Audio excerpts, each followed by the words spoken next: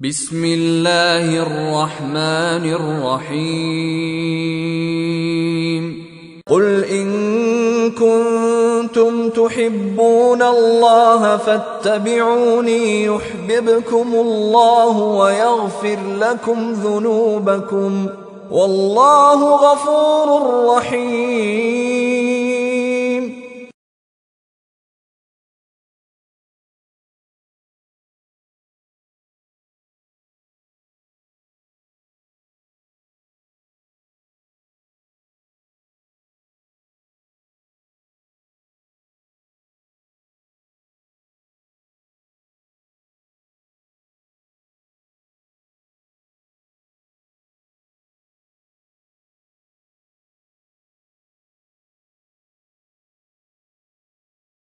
بسم اللہ الرحمن الرحیم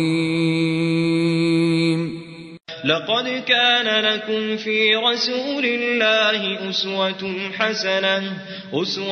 حسنة لمن كان يرجو الله واليوم الآخر وذكر الله كثيرا۔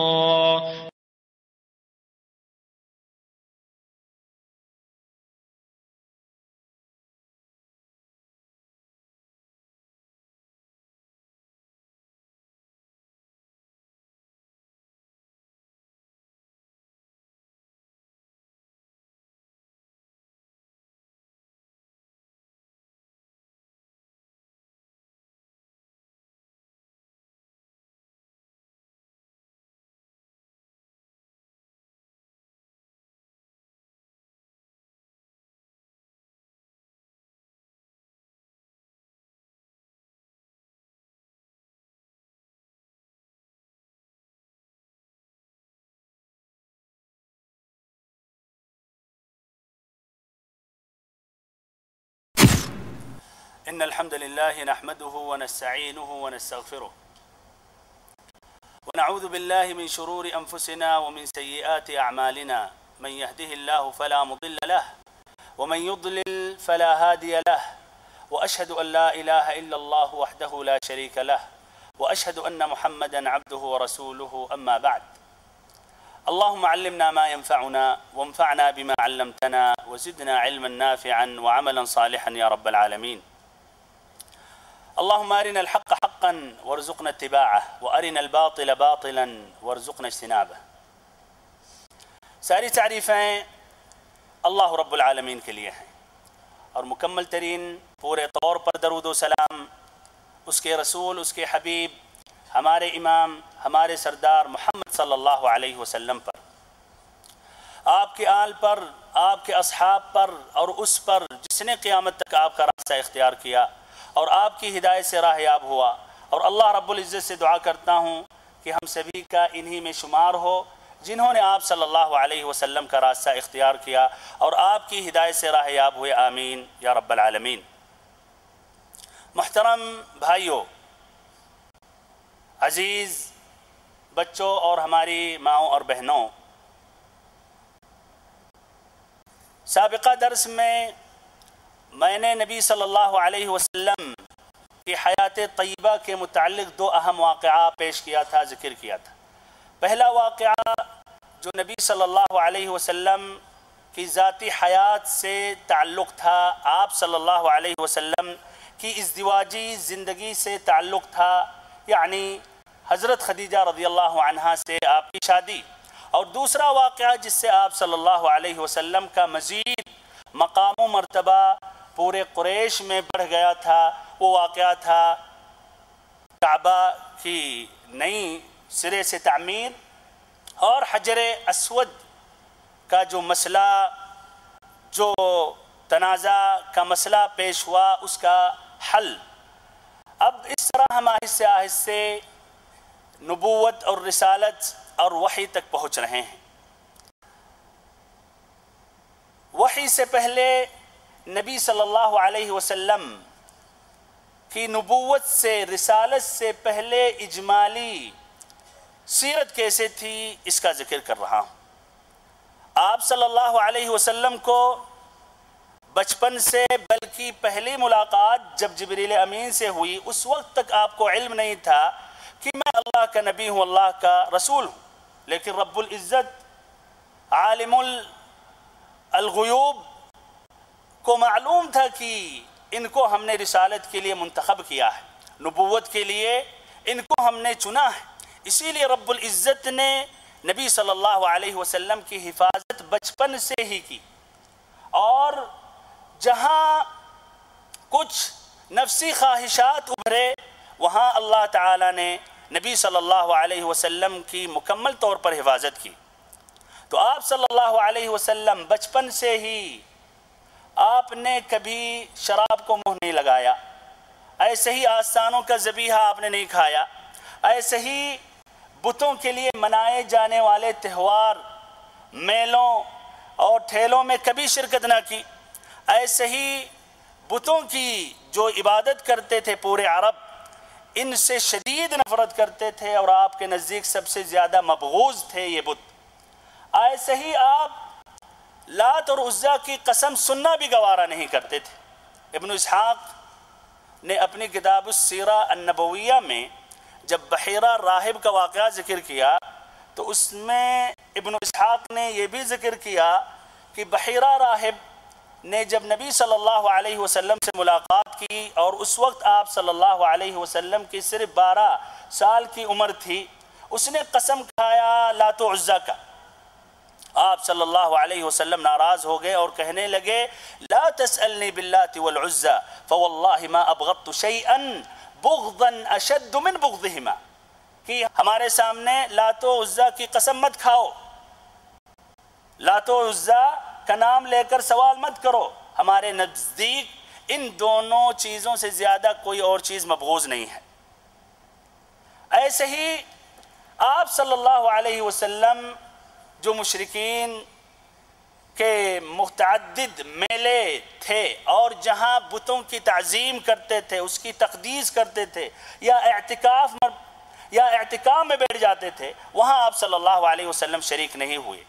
جیسے صنم بوانا، یہ سال میں ایک مرتبہ اس کا عرس یا اس کا میلہ کا وقت آتا تھا اور قریش کے لوگ بھی نکلتے تھے تعظیم کے لیے، آپ صلی اللہ علیہ وسلم شریک کبھی بھی نہیں ہوئے۔ ایک مرتبہ ان کے چچا اور پھوپھیوں نے بہت زیادہ اصرار کیا، یہاں تک کہ مجبور کیا کہ آپ بھی نکلیں۔ تو آپ جب نکلیں تو اللہ تعالیٰ نے ایک فرشتے کو آدمی کی شکل میں وہاں کھڑا کر دیا جس نے نبی صلی اللہ علیہ وسلم کو اس بت چھونے سے روک دیا۔ اس طرح اللہ رب العزت نے مکمل طور پر آپ کی حفاظت کی، نبوت سے پہلے اور بدرجہ اولا نبوت کے بعد۔ اور اگر دنیاوی تمتعات کے لیے، حصول کے لیے نفس کے جذبات متحرک ہوئے تو وہاں اللہ رب العزت نے آپ کی حفاظت کی۔ ابن کثیر نے البدایہ والنہایہ میں یہ روایت ذکر کی ہے، اور ان کے علاوہ اور بھی سیرت کی کتابوں میں موجود ہے کہ آپ صلی اللہ علیہ وسلم نے کہا کہ اہل جاہلیت جو کام کرتے تھے مجھے 2 دفعہ کے علاوہ کبھی ان کا خیال نہیں گزرا۔ ایک مرتبہ آپ اپنے ساتھی کے ساتھ بکریاں چرا رہے تھے تو اپنے ساتھی سے کہا کہ اگر ہماری بکریوں کو آپ سنبھالتے تو میں بھی کچھ وقت گزارنے کے لیے، کچھ ٹائم پاس کرنے کے لیے شباب اور نوجوانوں کی طرح لہو اور لعب میں شریک ہو جاتا اور شبانہ قصہ گوئی کی محفل میں شریک ہو جاتا۔ ان کے ساتھی نے کہا کوئی حرج نہیں ہے، میں آپ کی بکریوں کا خیال کروں گا، ان کی حفاظت کروں گا، آپ جائیے مزہ لے لیجئے۔ آپ صلی اللہ علیہ وسلم مکہ میں داخل ہوئے۔ جب داخل ہوئے تو باجا کی آواز آئی۔ آپ نے پوچھا یہ کیا وجہ ہے؟ بتایا گیا کہ فلاں شخص کی فلاں عورت سے شادی ہو رہی ہے۔ آپ صلی اللہ علیہ وسلم کا کان بند ہو گیا، یعنی اللہ تعالیٰ نے کان کی حفاظت کی، یہاں تک کہ یہ گانے کی آواز، باجے کی آواز کان کے اندر نہیں پہنچ رہی تھی، اور نیند کا غلبہ آ گیا۔ آپ سو گئے تو سوتے رہے، پوری رات نہیں بلکہ صبح بھی ہو گئی، سورج نکلا، دھوپ اور سورج کے تپش سے نبی صلی اللہ علیہ وسلم بیدار ہوئی۔ پھر جب واپس ہوئے تو ساتھی نے پوچھا کہ ہاں بتائیے کیا مزہ آپ نے لیا، کیسی رات گزری؟ تو انہوں نے پوری تفصیل بتائی۔ پھر اس کے بعد ایک مرتبہ یہی بات یا ایک جذبات اٹھے اور آپ صلی اللہ علیہ وسلم کی خواہش ہوئی، اس وقت بھی اللہ تعالیٰ نے آپ کی حفاظت کی۔ اس کے بعد پھر کبھی بھی آپ کا غلط خیال نہیں آیا۔ یہ روایات کو کچھ مؤرخین یا کچھ حفاظ حدیث نے صحیح قرار دیا، لیکن زیادہ صحیح، زیادہ راجح یہ ہے کہ یہ روایت صحیح نہیں ہے، ضعیف ہے، اور ابن کثیر نے بھی اس روایت کو ضعیف قرار دیا ہے۔ صحیح بخاری کی روایت ہے جابر بن عبداللہ رضی اللہ عنہ سے۔ یہ دوسری مثال کہیے یا ایک اور مثال ہے کس طرح اللہ تعالیٰ نے اپنے نبی صلی اللہ علیہ وسلم کی حفاظت کی نبوت سے پہلے۔ صحیح امام بخاری کی روایت ہے جابر بن عبداللہ رضی اللہ عنہ سے ہے کہ نبی صلی اللہ علیہ وسلم جب کعبہ کی تعمیر کے سلسلے میں آپ بھی پتھر اٹھا رہے تھے، پتھر ڈھو رہے تھے، تو آپ کے چچا العباس بن عبد المطلب نے کہا کہ تہبند کو اٹھا کر اپنے کمر پر یا کندھے پر آپ رکھ لیجئے تاکہ یہ پتھروں سے آپ کی حفاظت ہو جائے۔ اب ظاہری بات ہے جب تہمد انسان اٹھائے گا تو اس کی شرمگاہ ظاہر ہو جائے گی، اور شاید عرب میں یا اس جاہلیت کے دور میں ضرورت کے وقت اس کو برا نہیں سمجھا جاتا تھا۔ آپ صلی اللہ علیہ وسلم نے جب ایسا کیا تو آپ صلی اللہ علیہ وسلم زمین پر گر گئے اور آپ کی نگاہیں آسمان کی طرف متوجہ ہو گئیں، اٹھ گئیں، اور جب افاقہ ہوا تو آواز لگانے لگے میرا تہبند، میرا تہبند، اور آپ کا تہبند آپ کو باندھ دیا گیا۔ ایک دوسری روایت میں ہے کہ اس کے بعد آپ کی شرمگاہ کبھی بھی نہیں دیکھی گئی۔ تو آپ صلی اللہ علیہ وسلم کی یہ اجمالی سیرت ہے، بلکہ آپ کہیے کہ آپ صلی اللہ علیہ وسلم اپنی قوم میں شیریں کردار، فاضلانہ اخلاق اور کریمانہ عادات کے حامل تھے۔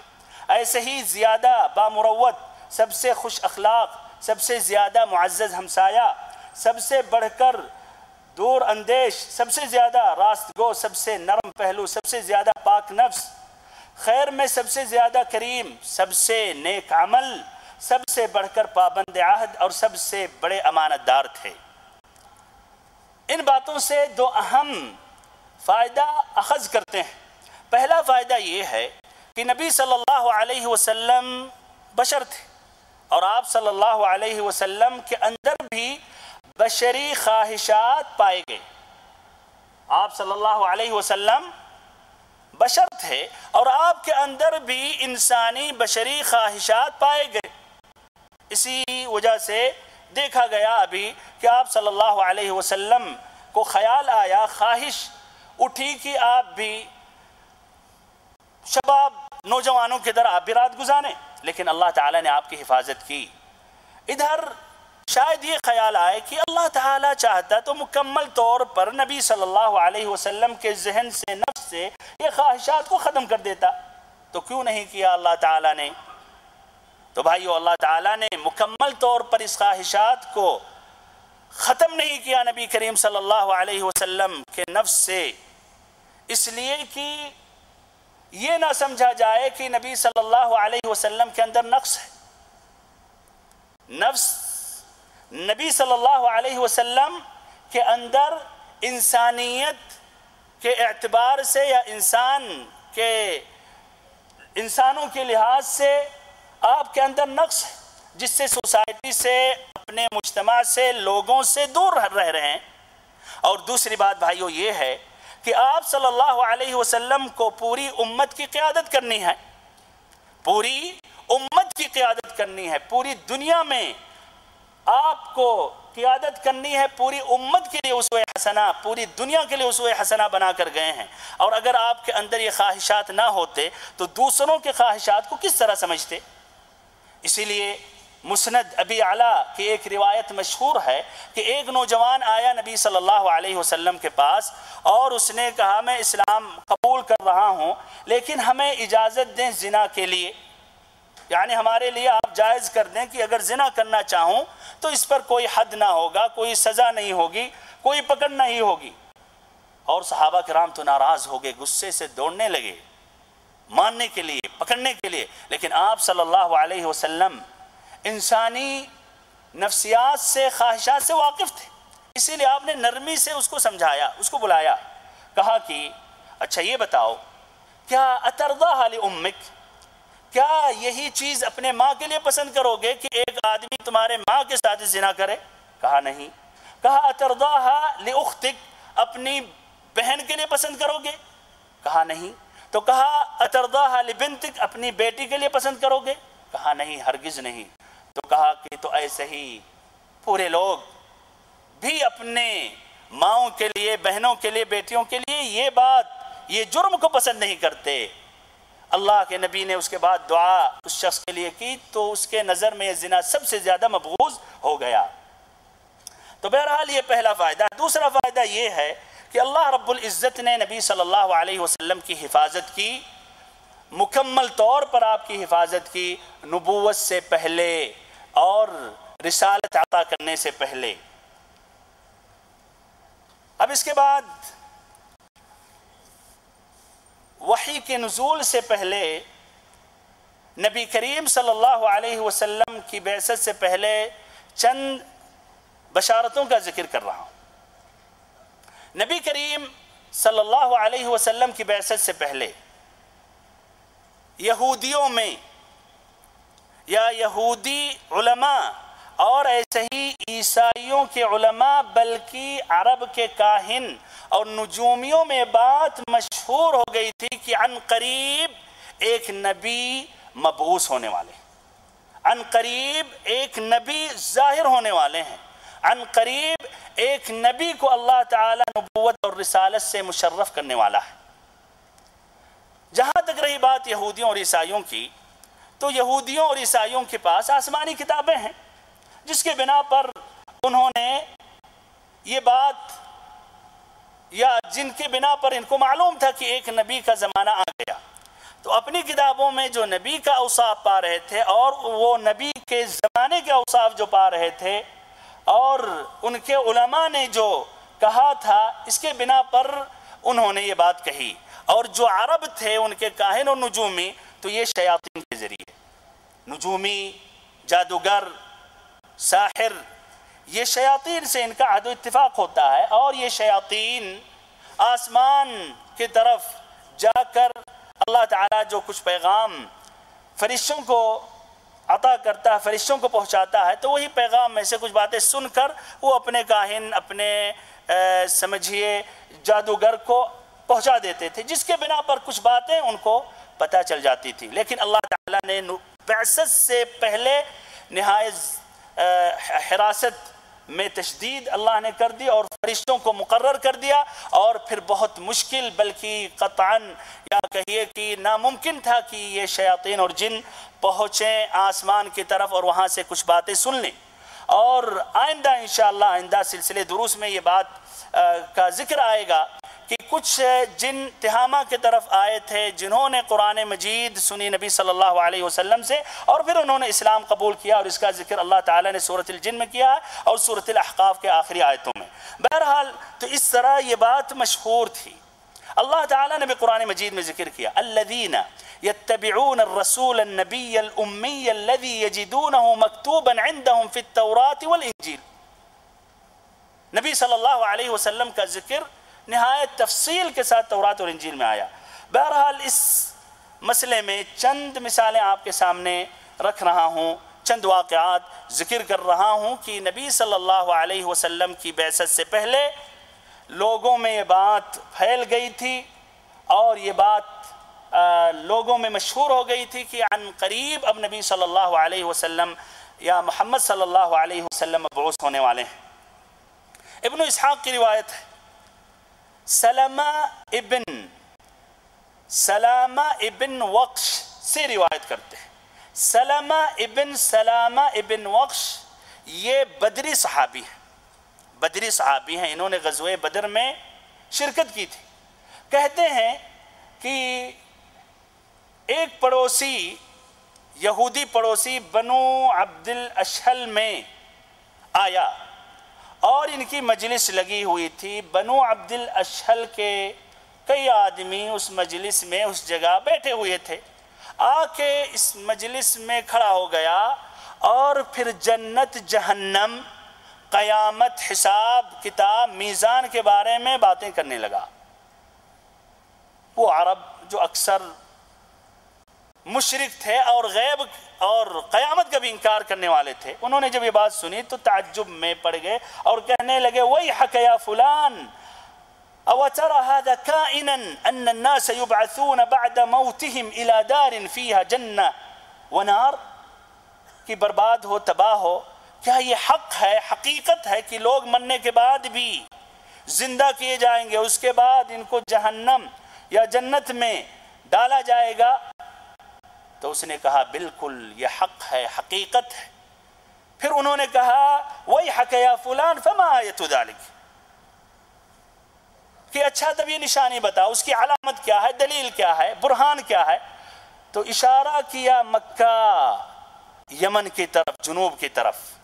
مدینہ میں یہ تھا اور مکہ یہ مدینہ کے جنوب میں ہے، تو جنوب کے طرف یعنی مکہ اور یمن کے علاقے کی طرف اشارہ کرتے ہوئے کہنے لگا نبی مبعوث من نحو هذه البلاد، ایک نبی عن قریب مبعوث ہونے والا ہے اس علاقے یہ مکہ یمن کی سائٹ سے. سلمہ بن سلامہ الانصاری رضی اللہ عنہ کہنے لگے کہ لوگوں نے پھر سوال کیا کہ یہ کب ہے یا کب وہ شخص مبعوث ہوں گے، کب وہ نبی ظاہر ہوں گے؟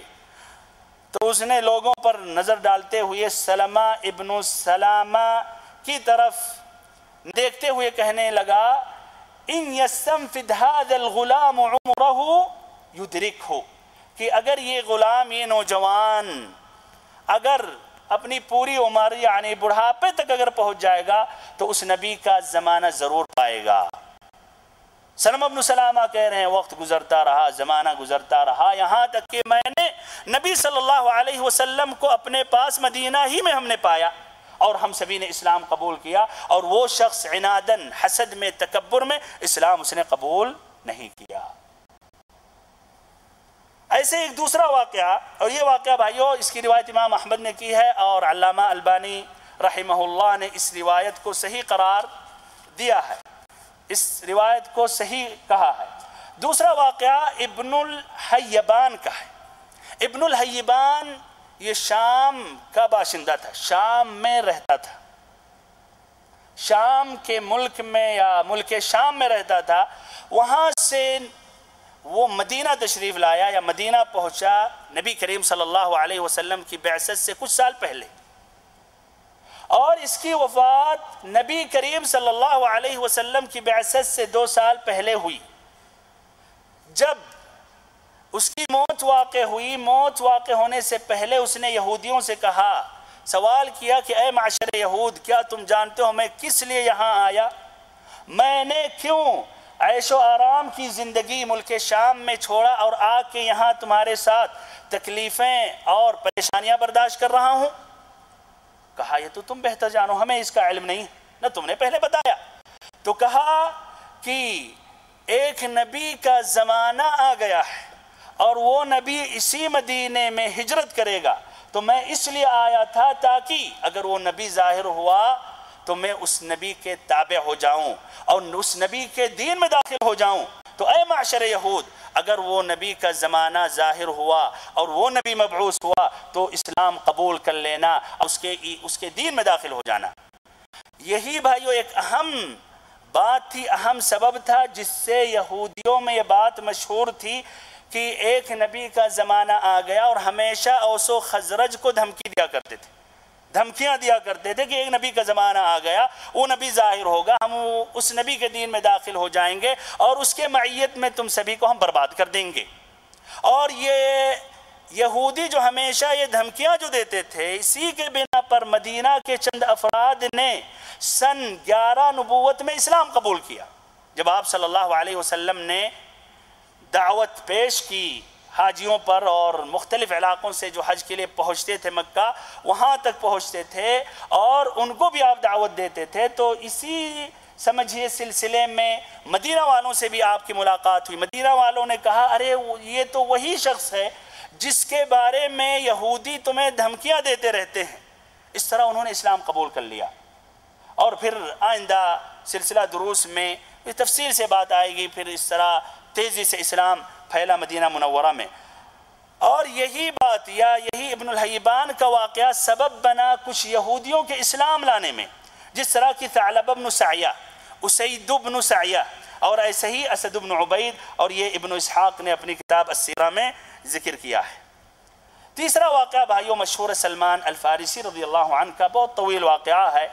آخری میں جب پہنچے یہ عموریہ میں، وہاں کے راہب نے کہا، جب انہوں نے طلب کی کہ ہمیں اب کس کے طرف بھیج رہے ہیں، میں کس کے پاس جاؤں تاکہ صحیح دین پر رہوں، تو اس راہب نے کہا کہ اب ہمارے علم کے مطابق اس روئے زمین پر صحیح عقیدے پر کوئی شخص نہیں، لیکن ایک نبی کا زمانہ قریب آ گیا ہے، اور وہ نبی جس شہر میں ہجرت کرے گا اس شہر کے اوصاف ایسے ہیں، اگر وہاں جا سکو تو ابھی سے تیاری کر لو اور وہاں پہنچ جاؤ. ایسے ہی بھائیو ہرقل نے ابو سفیان رضی اللہ عنہ سے متعدد سوالات کی، اس نے کیا تھا اور یہ بھی آئے گا انشاءاللہ. آخری میں اس نے کہا كنت اعلم انه خارج ولكن لم اكن اظن انه فيكم ولو اعلم اني اخلص اليه لتجشمت لقاءه ولو كنت عنده لغسلت عن قدميه ولئن كان ما تقول حقا ليملكن موضع قدمي هاتين. کہ مجھے پہلے سے اس کا علم تھا، یقین تھا کہ وہ نبی مبعوث ہونے والا ہے، اللہ تعالیٰ اس کو نبی بنا کر بھیجنے والا ہے، لیکن مجھے یہ گمان نہیں تھا کہ وہ تم میں سے ہوگا. اور اگر یہ ممکن رہتا ہمارے لیے تو میں اس نبی تک پہنچتا، اس کے پاؤں کو میں دھلتا، اور اگر جو کچھ تم نے کہا وہ حق ہے تو جہاں میں بیٹھا ہوں وہاں بھی وہ آ کر اس پر قابض ہوگا اور یہ بھی اس کی ملک میں داخل ہو جائے گا. جو چند فائدے ہیں وہ ذکر کر رہا ہوں. ویسے اس کا ایک اہم سبق جو تھا ذکر کیا گیا کہ یہودی اور عیسائی کو مکمل علم اور یقین تھا کہ یہ محمد صلی اللہ علیہ وسلم اللہ کے نبی اور رسول ہیں، لیکن تب بھی انہوں نے یا اکثروں نے اسلام نہیں قبول کیا، حسد میں، تکبر میں، عناد میں. اللہ تعالیٰ نے ان کے بارے میں فرمایا الذین آتیناہم الکتاب یعرفونہ کما یعرفون ابناءہم. تو مزید دہرانے کی یا مزید تفصیل ذکر کرنے کی شاید ضرورت نہیں ہے، آگے بڑھ رہا ہوں اور اب میں نبوت کا ذکر کر رہا ہوں. نبوت اور رسالت کی کل مدت 23 سال تھی، اور اس کو ہم دو اہم حصوں میں تقسیم کر سکتے ہیں. پہلا حصہ مکی زندگی یا مکی دور، یہ تقریباً 13 سال کی مدت تھی، اور دوسرا دور، دوسری قسم مدنی زندگی، یہ پورے 10 سال. اور ان دونوں دور میں کچھ مراحل یا خصوصیات ہیں، لیکن مکی جو زندگی ہے اس کو ہم 3 مرحلوں میں یا 3 قسموں میں ہم ذکر کر سکتے ہیں. نمبر 1 سری اور انفرادی دعوت کا مرحلہ. یہ سن 1 نبوت سے لے کر تقریباً آخری سن 3 نبوت تک. اور دوسرا مرحلہ اہل مکہ میں کھلی دعوت کا مرحلہ، یہ نبوت کے 4تھے سال کے آغاز سے ہجرت مدینہ تک. تیسرا مکہ سے باہر دعوت کے پھیلاؤ کا مرحلہ، یہ نبوت کے 10ویں سال کے آغاز سے یہ مرحلہ سمجھیے نبی کریم صلی اللہ علیہ وسلم کی موت تک یہ جاری رہا. نبوت و رسالت اور وحی کا بیان. نبی صلی اللہ علیہ وسلم کی عمر تقریباً جب 40 سال کی ہو گئی تو آپ صلی اللہ علیہ وسلم کو تنہائی محبوب ہو گئی. آپ کو لوگوں سے الگ رہنا، تنہائی میں بیٹھنا، تنہائی میں اللہ کی عبادت کرنا یہ پسند آنے لگی. اسی لیے آپ صلی اللہ علیہ وسلم ستو پانی لے کر مکہ سے یا کعبہ سے 2 میل دور پر ایک جبل النور جو ہے اس میں جو غار حرا تھا، اس غار میں جا کر رمضان المبارک کے مہینے میں جا کے تنہائی میں اللہ کی عبادت کرنے لگے۔ تو ہر رمضان میں نبوت سے 3 سال پہلے، یعنی نبوت سے 3 رمضانوں میں آپ صلی اللہ علیہ وسلم یہی غار حرا میں آ کے اللہ کی عبادت کرتے تھے۔ اور اس میں بھی ایک حکمت ہے، حکمت یہ ہے تاکہ نبی صلی اللہ علیہ وسلم لوگوں سے دور ہو جائیں، خاصتاً یہ لوگ جو شرک پر ہیں، اور ان کے مجلسوں سے الگ ہو جائیں اور تنہائی میں اللہ تعالیٰ کی یاد کریں، اللہ کا ذکر کریں، اور پھر ایسے ہی ایک جو اہم ذمہ داری اللہ تعالیٰ دینے والا ہے اس ذمہ داری کو اچھی طرح نبھا سکیں۔ اس طرح پھر جب آپ صلی اللہ علیہ وسلم کی 40 سال عمر ہو گئی اور یہی سن کمال ہے، اور کہا جاتا ہے یہی 40 سال کی عمر میں اللہ تعالیٰ انبیاء کرام کو نبوت عطا کرتا ہے، تو آپ صلی اللہ علیہ وسلم کی نبوت کی نشانیاں ظاہر ہونے لگے۔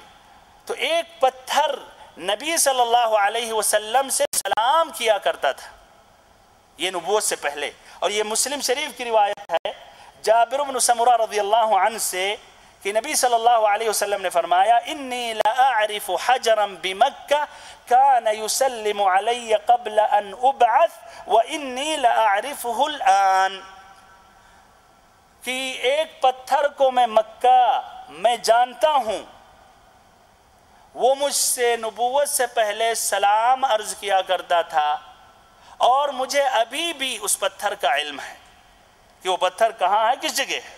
پھر ایسے ہی آپ صلی اللہ علیہ وسلم کو سچے خواب نظر آنے لگے، تو جو آپ خواب دیکھتے تھے تو وہ سپیدے صبح کی طرح نمودار ہوتا تھا، یعنی جو کچھ خواب میں دیکھتے تھے اس کی سچائی عیاناً دوسرے دن یا اس کے بعد دیکھتے تھے۔ ایسے ہی پھر اس کے بعد آپ صلی اللہ علیہ وسلم نے تنہائی پسند کی اور پھر غار حرا میں جا کر اللہ کی عبادت کرتے تھے۔ تیسری مرتبہ، تیسرا رمضان جب غار حرا میں پہنچے تو وہاں جبریل امین پہنچے اور اقرأ بسم ربک الذی خلق خلق الانسان من علق اقرأ وربک الاکرم، یہ آیت کریمہ لے کر نازل ہوئے۔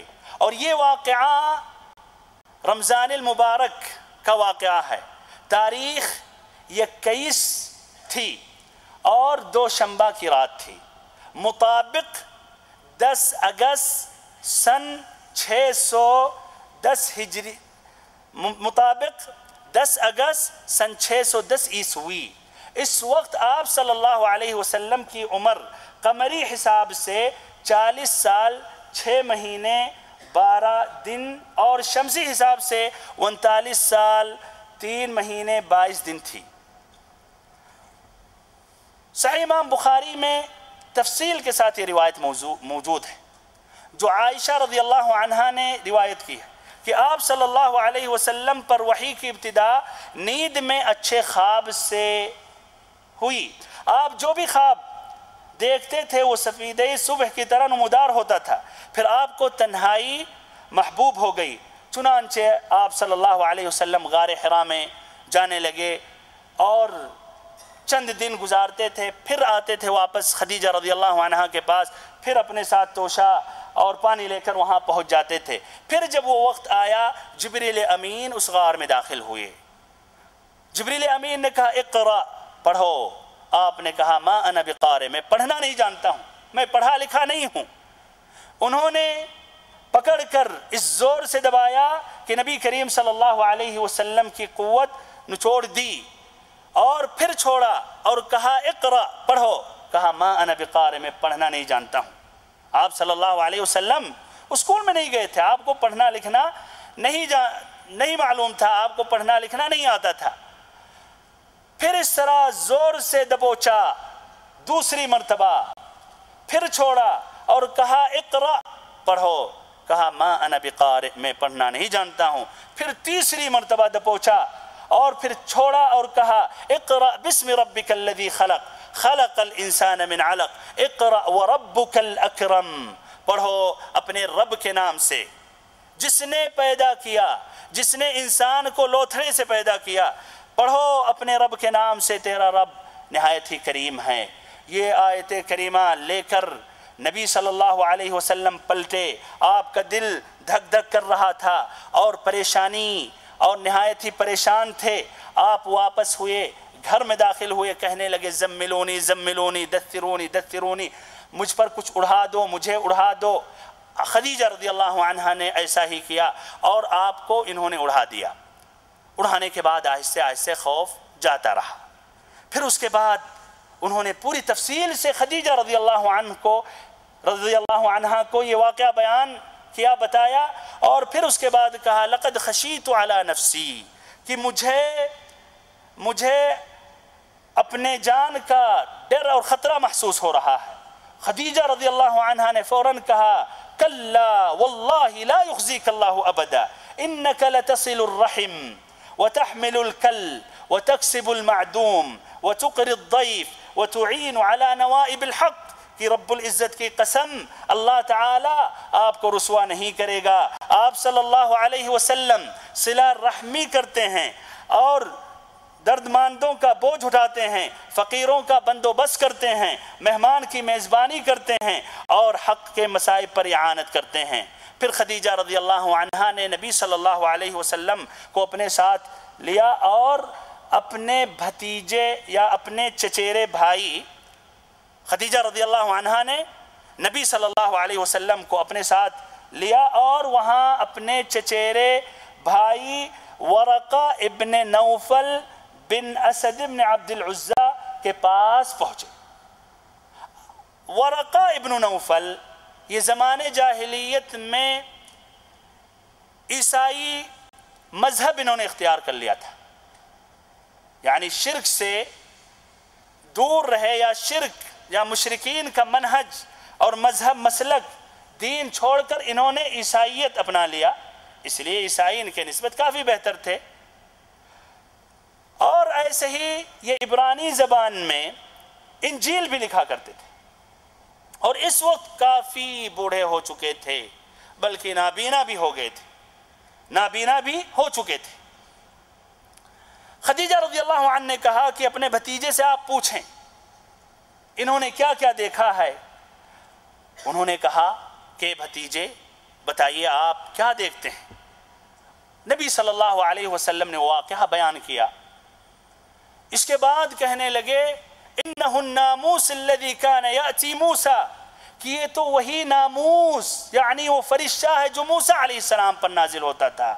کاش میں اس وقت توانا ہوتا، کاش میں اس وقت زندہ ہوتا جس وقت آپ کی قوم آپ کو مکہ سے باہر نکالے گی۔ آپ صلی اللہ علیہ وسلم کہنے لگے کیا وہ مکہ والے، ہماری قوم مجھے مکہ سے باہر نکالے گی؟ آپ صلی اللہ علیہ وسلم سے کہنے لگا ورقہ کہ ہاں، جو بھی آپ کے طرح یہ رسالت اور نبوت کا پیغام لایا، اس نے اللہ تعالیٰ کی طرف اس نے دعوت دی، لوگوں نے اس کو ضرور اذیتیں تکلیفیں پہنچائی، اور اگر میں اس وقت زندہ میں اگر رہوں گا تو میں آپ صلی اللہ علیہ وسلم کی نہایت زبردست مدد کروں گا۔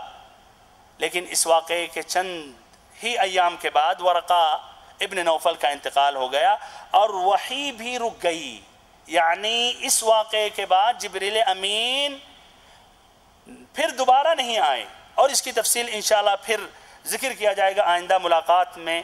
اور اس ملاقات سے پہلے چند جو فوائد ہیں اور اس میں جو سبق اور عبرت کی جو باتیں ہیں وہ ذکر کر رہا ہوں۔ پہلا فائدہ سبق یہ ہے کہ ایک مسلم یا ایک مسلمان کے لیے بہت ہی ضروری ہے تنہائی اور خلوت میں بیٹھنا، لیکن کس لیے؟ اللہ تعالیٰ کے ذکر کرنے کے لیے۔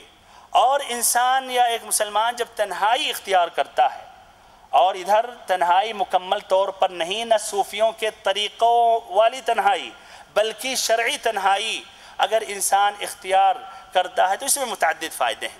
پہلا فائدہ یہ ہے کہ انسان یا مسلمان اپنی نفس کی خامیاں اور نقائص سے واقف ہوتا ہے. جب اپنے ساتھ بیٹھے گا تنہائی میں تو غور و فکر کرے گا اس کے اندر کیا خامیاں ہیں، کیا نقص ہیں. مثلا حسد، عجب، کبر، تکبر، ریاکاری، اگر یہ باتیں ہیں تو اس کو پھر استغفار کرنا چاہیے اور توبہ کرنا چاہیے. دوسرا فائدہ بھائیو یہ ہے کہ انسان تنہائی میں اللہ کا ذکر کرتا ہے، جنت اور جہنم پر غور و فکر کرتا ہے. تو اور ایسے ہی جو حتماً ہر انسان کو اس منزل مقصود تک پہنچنا ہے، یعنی موت تک، اس کے بارے میں غور و فکر کرتا ہے. اور یہ نبوت سے پہلے کی بات تھی. نبوت کے بعد اللہ تعالیٰ نے اس سے بہتر چیز عطا کی، وہ تہجد کی نماز. تو یہ تہجد شروع میں نبی صلی اللہ علیہ وسلم پر اور پوری امت مسلمہ پر فرض تھا، لیکن پھر بعد میں اللہ تعالیٰ نے منسوخ کیا اور صرف نبی صلی اللہ علیہ وسلم پر یہ تہجد کو فرض باقی رکھا، اور ایسے ہی باقی امتیوں کے لیے یہ مستحب ہو گیا. اور خاصتاً ایک داعی اللہ کے لیے بے حد یہ ضروری ہے کہ کچھ وقت کم ہی کیوں نہ ہو وہ اکیلے اللہ کے ذکر میں، نماز میں، عبادت میں بیٹھے اور اللہ کو یاد کرے، اللہ کا کلام پڑھے، اللہ تعالیٰ سے دعا مانگے.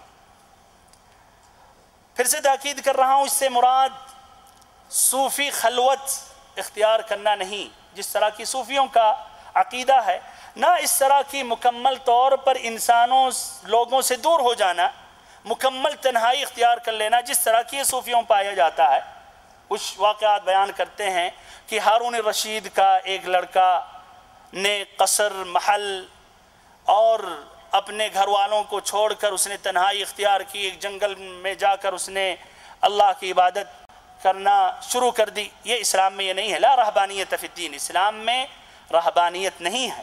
اور ایسے ہی لوگوں میں مل جل کر رہنا اور ان کو نصیحت کرنا، ان کو سدھارنا، یہ ایک مسلمان کے لیے بہت ہی ضروری ہے.